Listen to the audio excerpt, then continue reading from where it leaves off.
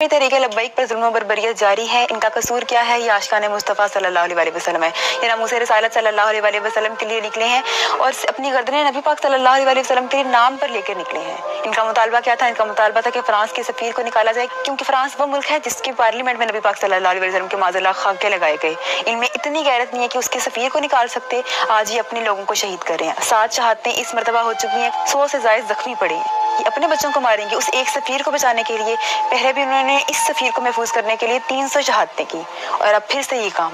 अपने मुल्क में खाना जंगी की जा रही है, अपने मुल्क में लोगों का 69 लोगों का खून बहाया जा रहा है। खुदा का खौफ याद रखिएगा, ये आखिरी कील साबित होगा। इसके बाद अल्लाह ताला आप पे अपना अजाब नाजिल करेंगे। ये कोई कश्मीर नहीं है जहाँ इंडियन सिपाही आके जुल्म बरबरियत ढाएं। के लब्बैक 3 मरतबा टेबल पर आई, इनके साथ मुआहदे किए गए जो कि हर दफा हुकूमत ने तोड़े। अगर अदालतों की तौहीन की गई है तो वो हुकूमत की तरफ से गई है। 3 अदालतों ने अपना फैसला दिया कि साद रिजवी को रिहा किया जाए। तो ये कौन सी बदमाशी है कि आप साद को रिहा नहीं कर रहे? इस मरतबा अपनी फौज से अपील करती हूँ कि आप इस मामले को देखें, अपने मुल्क को खाना जंगी से बचाएं, हक का साथ दें, अल्लाह आपका साथ दे। ताज़ खत्म जिंदाबाद।